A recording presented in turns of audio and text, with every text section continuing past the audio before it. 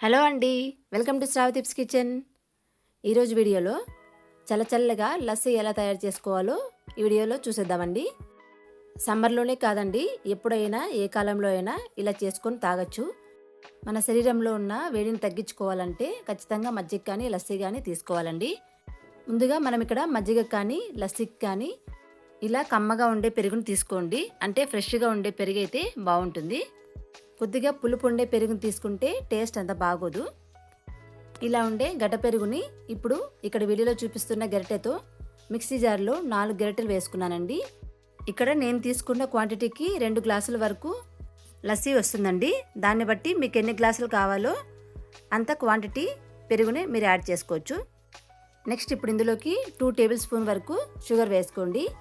మీరు ఒకవేళ పుల్లటి పెరుగు తీసుకున్నట్టయితే షుగర్ ఇంకా ఎక్కువగా పడుతుందండి. దాన్ని బట్టి చూసుకొని వేసుకోండి.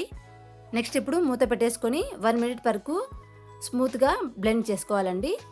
నెక్స్ట్ ఇప్పుడు బ్లెండ్ చేసుకున్న ఈ లస్సీని గ్లాస్లోకి సర్వ్ చేసుకోండి. మీకు ఒకవేళ ఇష్టమైతే యాలకల పొడి కూడా వేసుకోవచ్చు. నేనైతే ఇక్కడ వేయట్లేదు. నేను ఇక్కడ ఇప్పుడు వెదర్ చల్లగా ఉంది కాబట్టి ఐస్ క్యూబ్స్ యాడ్ చేయలేదండి. ఒకవేళ మీరు సమ్మర్లో కనుక ఈ లస్సీని ట్రై చేస్తే ఐస్ వాటర్ కానీ ఐస్ క్యూబ్స్ కానీ వేసుకోండి. అంతే అండి, లస్సీ చల్లచల్లగా రెడీ అయిపోయింది. వీడియో నచ్చితే ప్లీజ్ లైక్ చేయండి, షేర్ చేయండి. మరిన్ని మంచి మంచి రెసిపీస్ కోసం మా ఛానల్ని సబ్స్క్రైబ్ చేసుకోవడం మాత్రం మర్చిపోవద్దండి. Thanks for watching.